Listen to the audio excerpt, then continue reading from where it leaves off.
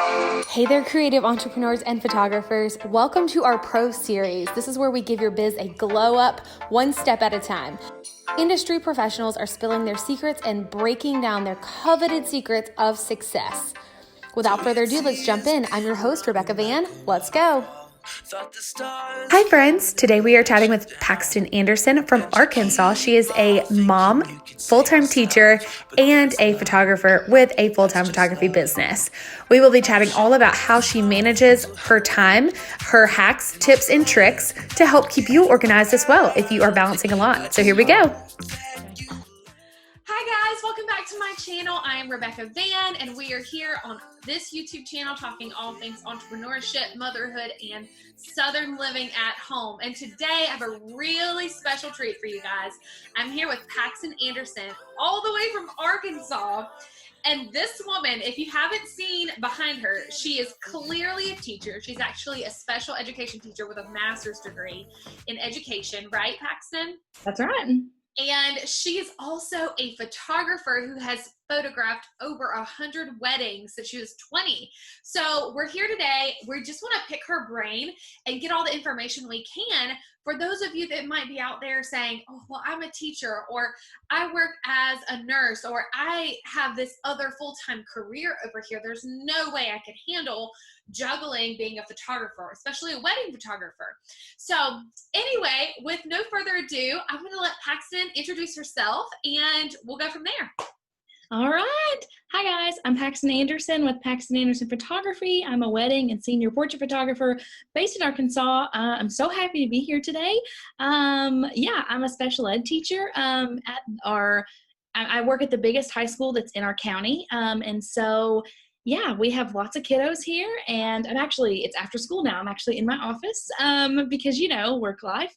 Having a full-time job, I would say I probably work more than, 40 hours a week, but we'll see. So, I'm just really happy to be here. I am too. I'm so fascinated by all of the aspects of your life. Like, I truly, truly am. Now, do you have children, Paxton? I do. I have a 2-year-old. You have a 2-year-old on top of working full-time with your master's degree. By the way, I'm just so excited. I had no idea you had your master's until we started talking.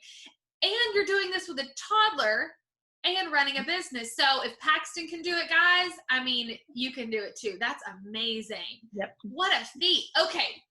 Start telling us all the things. Why did you start photography? Where did this come from? How did you get interested in it? And how does this relationship with your business coincide and live in harmony with your high-level teaching job? Okay, so I started when I was 16. My parents actually for Christmas bought me a camcorder because I was like, I'm going to do video. Like, that's what I want to do. It literally lasted maybe a week. It was horrible. I was awful at it. I was 16, but I was just like, I don't want to do this. I love it though. That's so funny. Yeah. But you're 16, you're like, I'm going to change the world. And then a week later, you're like, this is hard. I don't want to do this. So then the next year I was like, I want to do photography. And my parents were like, Paxton, listen, you have expensive hobbies. And so they actually bought me a used camera off of Craigslist. I didn't think I was getting it either. They convinced me that I was not getting it. So when I opened it up Christmas morning, all my siblings were getting things that they wanted. And I was just like, okay, I have this cord. What do I do with this? And then I opened it and it was just this used camera that they bought me. And I shot my first wedding with it. It was incredible. So that's how I got started. And then I graduated high school, started college, and that's pretty much what got me through college. I worked a job, I worked with a special needs client here in Russellville. And then I worked as a cashier at a grocery store and still doing weddings and photography that whole time. And then, I graduated and I, got a job and continued doing weddings. And you just kind of. You've been doing these side by side the entire time. You've never really taken a break from school and gone full-time photographer. So you're used to having something there the whole time. That's fascinating to me. Yeah, and I think that's what people struggle with is like, how do you make it fit? How do you make it work? And I'm like, well, for me, it's just always been that way, but also it's just scheduling yourself. It's being really organized, I think, too. And now that, I don't know if you use it, but I use HoneyBook, and it literally makes my life so much easier. It like will tell me if I'm double booked, or like it tells me like, Paxton, you can't do that. You're too busy. Like, don't do that. It's incredible. You are so funny. I forgot to tell everyone how funny you are Oh because gosh. on our Marco Polos or our Voxers, this chick will have me rolling laughing with her responses, y'all. I think it's my accent too. That's also like, hey y'all, I mean, no. I'm never gonna make it through this without laughing the whole time. Gracious. So, okay, so tell me a little bit about the systems that you use to keep yourself organized. So you mentioned HoneyBook, and my thought is if there's anyone else out there that is like, what's HoneyBook, or I don't know where to start, or what systems are available if I can't use HoneyBook, to help them get started. Mm-hmm. So when I started, again, 16, I literally had a binder and it said like, 2016 or whatever the year is, weddings on it. And I was like, May, and here's all my contracts and all my weddings. HoneyBook literally does that for you. It is like an online filing system, and it also has all the templates that you need if you have like contracts, or if you like just need to send an email like, hey, your images are ready. Like it already has that done for you. I mean, I have my own workflows now, but when you're starting out, you kind of don't know what to say, especially being so young. And I wanted to sound really professional. I so wish I had HoneyBook in the beginning. But I don't have it now, so it's okay. But I use HoneyBook. I sync it up with like my Google Calendar, and then I sync that up with my school calendar. That way all of my calendars are in sync. And sometimes I look at it and I'm like, girl. And other times I'm like, okay, this is good because I know where everything's at. I know when I have meetings at school, and I know when I have a shoot. I mean, anything. I think that's super, that I think is probably the biggest key in being able for you to multitask in so many areas, is having one centralized location where you can see everything at once. And so if you're watching, make sure that you figure out how to keep all of your all of your appointments and scheduling and bookings in one spot so that you don't miss a shoot or miss an important, obviously, like a job function, like a school function. That would be me not showing up to the school dance when I'm supposed to chaperone. That's why I can't be a teacher. God bless the teachers. I'm so thankful that they do what they do. I'm not cut out to be a teacher though. Not at a school like yours. Anyway, so okay, continue telling us about any other options that say someone can't get HoneyBook or can't figure it out. Yeah, I would say I have a friend that uses just Google. She literally, like, if I had a binder, she literally has like everything in a Google Drive. And so like it may have like 2021 weddings or 2020 weddings. And then she has like a January, a February, March. I don't even know the months, April, May. She has all her months, and she has everything within that. And she's just kind of gone online and found, which I helped her, you got to have legal contracts. So, I mean, do that. But like, as far as your email wording and things like that, I said you need to just have one thing that keeps everything. That way you're not just retyping everything every single time, because that's going to save you time. And the biggest thing I think with working full time and having a business is being able to make less work, but be really efficient, if that makes sense. Like there's no point in typing out the same email to every client when you could just copy and paste it and personalize it a little bit. Like that makes so much difference, so much time. Yes, and brain power and just energy. So you're not only super organized, but you're using time hacks, and Absolutely. You're being super efficient with your time. Can you tell us any other things that you might do to keep you just organized and in line and just time efficient? Okay, so another thing that I do, which I don't know if it's really like time efficient, I don't keep my calendars or anything like that on my phone. I know that probably is like, woo, for some people, but it can almost be like when I wake up in the morning, I check everything. I get on HoneyBook, or for the week really. And I have like a written out calendar, and I literally go week by week what I need to do, unless there's something like I'm planning way ahead of time. But I literally have it week by week. That way it's not on my phone, because if I'm on my phone, I'm literally going to be checking it all the time. Like, well, what do I have today? Did I forget? And then it leads me to Instagram, and then I'm like, what's going on there? Oh, Reels. And then I'm like, oh, what about Facebook? And what about, because I do not like notifications on my phone. And so if I'm checking my calendar and I see one pop up, like I'm going to check it. And so that's the bell. So for me, like, I don't keep that kind of stuff on my phone. If you're a kind of person that you can do that and, you have more self-control than me, then go for it. Yeah, I just try to keep like one online calendar and then one like, because maybe it's the teacher in me. I don't know. I like a good planner, like in my hands.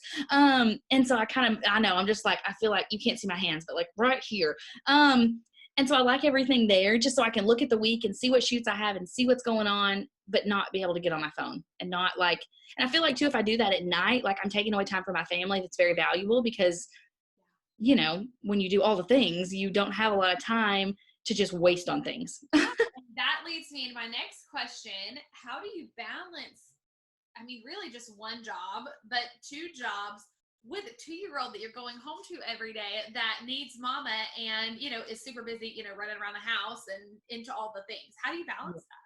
She's wild. So what I'll do is like, yeah, she's crazy too. If you have a 2-year-old, like, they're just they're a breed of their own. Yeah. They're wild. That stage is just, they're wild. And I'm just like, what are you doing? Anyway, so like I'll, on school days I work and I'm very, I feel like I'm very attentive wherever I'm at. So if I'm at school, I'm definitely focused on school. And then, once I get off work, I go and I pick her up. And then I'm very in tune with her. I'm not on my phone. I'm not checking Instagram. I'm not on Facebook. I just try to really be in tune wherever I'm at. Now, granted, I'm not very good at that all the time. Like yesterday, I had a big launch from something and it was like, I very much was involved with that. So, family, I was just like, well, hang on just one second, let me do this. So sometimes there are times where I'm not as good at it, and then we go home and I spend time with her and we cook dinner and then we do all the bedtime stuff, and then my husband and I like literally sit and watch The Office, or we watch like Andy Griffith, and then I'm like on my computer while we're sitting together. So I just kind of multitask once she goes to bed, and because he understands the business aspect of that. And there's some nights that I'm not on my computer and I'm not doing that. But there are some nights that he just gets, he's really great. He gets it. Like I do have to work late, and some Saturdays I have to work, and That's what strikes me as making you just like Superwoman, that you'll work Monday through Friday early in the morning till 3 in the afternoon, and then get up on a Saturday and work an entire wedding day. That is crazy to me, but I love it. Like I come from an angle like, I wish I was like her. Like that's amazing that you have the stamina to do this. Like, that is amazing. Well, thank you. It's someday, sometimes I'm like, oh, I'm going to book a double wedding weekend. And then by Sunday, I'm like, you're literally the biggest idiot I've ever met in my life. My feet are dying. Even my sweatpants don't feel good. Like a hot bath with Epsom salt isn't doing it. I'm like, and then I'm like, I got to get up and go to work the next day. Sometimes I wonder why I do the things that I do. But when you're so passionate and you love it, it's like, how can you say, no, I'm sorry, I think I just need to take a bath? I'm like, no, I want to shoot your wedding. Like, let me be there. What Enneagram are you, Paxton? What? Do you know what Enneagram you are? I'm a 3. I was about to pin you and say, I'm pretty sure you're a 3. That's so funny. The first day of school, I actually had all my kids take an Enneagram test. They were like, what is this? And I was like, just take it. Just do it. And then like now I'm seeing, because I'm like reading through their answers and I'm like, oh yeah, you're that one. Definitely that. Yeah. I've learned the more I look at Enneagram, I can peg people so quickly now. And except for my husband is a 9. I don't know how to peg a 9 yet. They're just so quiet and just calm. And that's the only way you can peg them, because everything else is just internal. You don't know. Yeah. Anyway, not to go off on a tangent. I'll probably edit that part out, Paxton, by the way. Okay, Paxton. So you have been known for years for your bright and airy style. Can you tell us kind of how you figured out that was the direction you wanted to go versus dark and moody, and kind of your stepping stones along the way that helped you learn how to create the current style that you have? Yeah, absolutely. So when I first started, I don't know, I was just really drawn to a certain kind of look of pictures, and it just happened to be like bright and airy, and like I still wanted bold colors. Like I just like that. And I think whatever you're drawn to, because like that's what I like have hanging up in my house. So, you know, I'm not going to shoot super dark and moody if I like really bright and airy. Like, I don't know. It's just kind of what resonates with like my soul. That sounds real cheesy, but it is it's just what I love. And so, you know, over the years, styles have changed so much. And it seems like, and I mean, everyone knows someone who just goes with the crowd. Like, okay, we're all into film now, and I think I'm going to put some film. Okay, now everyone, like in my area, everyone is very dark and moody. Not everyone, but, you know, 90%. That's just really the style. And that's fine. And that's their style. It's just not mine. And so even though it may not be the trend, and even though it may not be, you know, what everyone else is doing, it's just what I like, and it's what I'm going to do. And that sounds really like, well, it's mine and I'm going to do it, but it just is. And I know there's a certain niche of people who still appreciate that and still like that classic, timeless look of images. And so I think over the years, I just kind of figured it out. I know that sounds really like, oh, well, she just had a light bulb. It's just what I like. And it's just, you know, kind of just what makes me happy. I think it's just when you know, the image pops up, I'm like, oh, I mean, you know, like when you have that picture, you're just like, that is good. That I would say to someone who's trying to find their style, literally go through Instagram or find photographers. And when you see a picture that you're like, girl, that is what I like, that's what you need to go with. And when you see something that looks like dark and moody and you're like, you know, you can see yourself like, really having to study it, I would say move on, because that's not you. You're trying to figure out what's going on. No. I mean, what's her name? Sparks Joy. Who's the woman that says that? She's a woman on Netflix. Kondo. Marie Kondo. Is that it? Whatever sparks joy, you're going to keep it. I love that. If it's yes, I've never thought about that in my work environment, but that's so true. And I've had so many coaching clients ask me, okay, how do I find my style? And I just love how you just phrased that. If you are all over it when you see a photo, that is your true style. That is where you're going to find something that you're truly, like, your well will never run dry of creating that. If you're trying to be something that you're not, you're going to get burnout. You're not going to enjoy it. So that's so interesting. And here, it's the opposite. We have so many light and airies. I feel like there are a couple more dark, more moody style photographers, but here I feel like it's the opposite. And I like to be different. But even though I still want to be true to my style, even though I'm in the masses, I really like to stand out and be different. But I'm going to be true to my style no matter who comes along, really at any point. So I love that you brought that up. Yeah. So you just kind of self-taught. What programs did you use? And did you take any courses on this? I didn't take any courses. I taught, you know, like Google. And, you know, it's funny because when I was starting out, there was no like how-to guides or like freebies or anything like that. And now it seems like there's a lot more. Like I've created one, it's like Overcoming Manual, and it literally just kind of walks you through like how to shoot in manual. And I phrased everything and I put everything, like if I was a 16-year-old again, looking back at this, like how do I do it? I need it to be simple.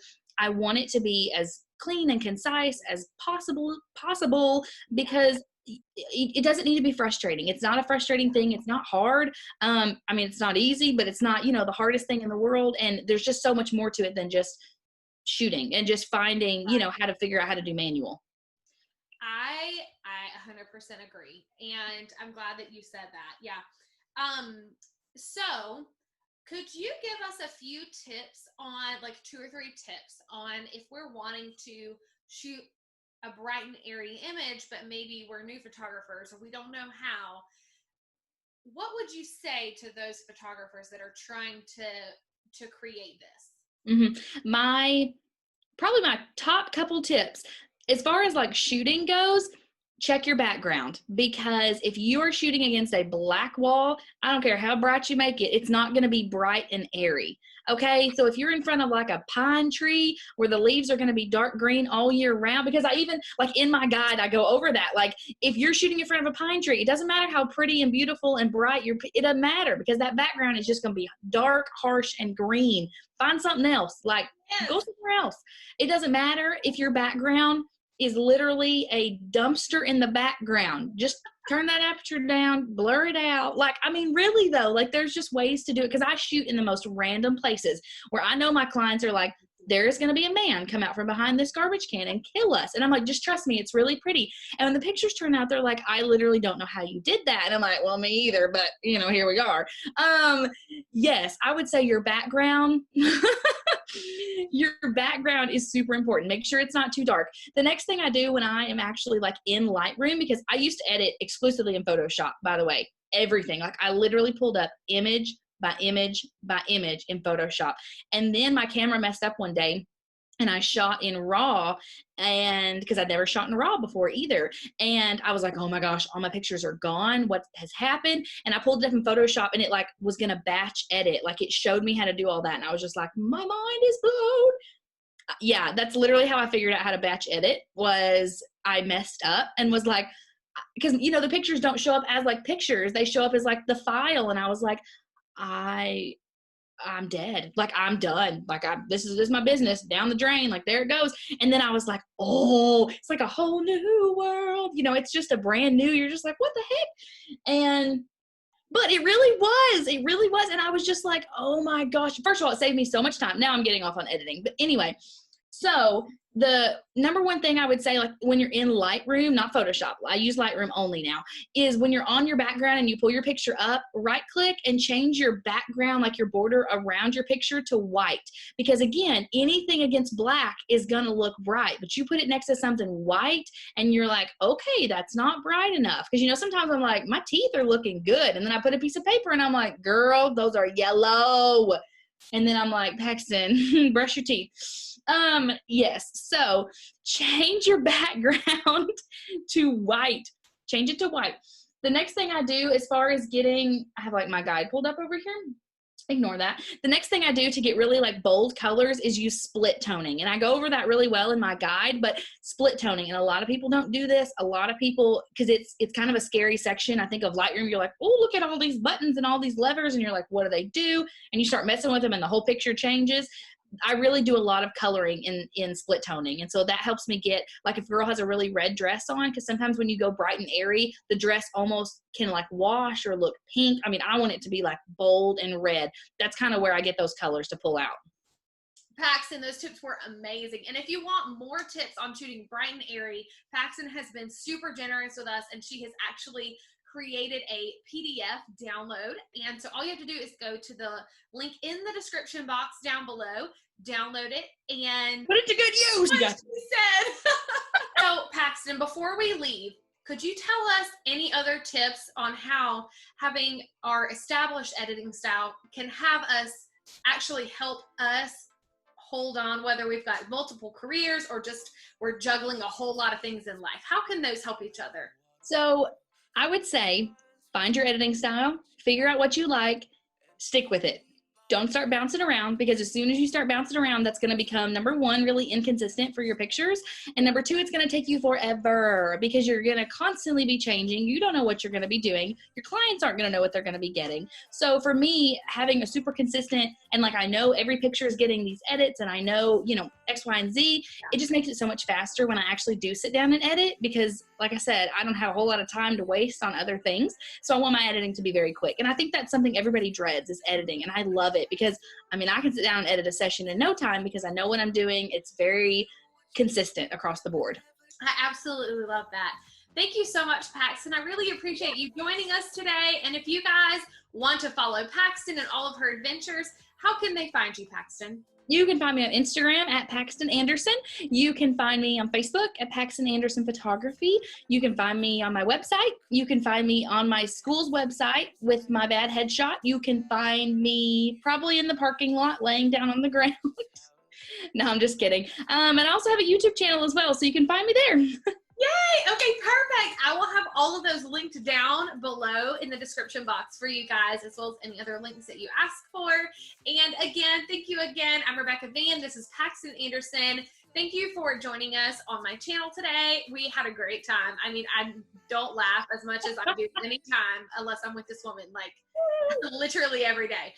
So thank you so much for joining us. I hope y'all have a wonderful day, and please like and subscribe below to let any other photographers know that this is good, valid content so that we can help them out as well. Thanks so much. I'll talk to y'all soon. Bye.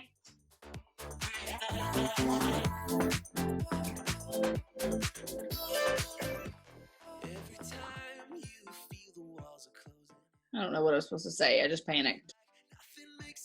Whoa! Did I scare you? Scratch that. Bye. I said bye. We're doing a blooper reel for this one. I did. At the end, you said bye. And I was like, bye. My eyes got panicky. Laugh this hard. Well, good. I'm using it. I try to scare my kids at school too. They'll walk by in the hallway and I'll jump out and try to, it makes me happy. I don't, find what makes you happy. Wave, smile, nothing. Okay. I'm not supposed to, but look at your face. Some tips on how you developed your style and what, scratch that. Just never mind.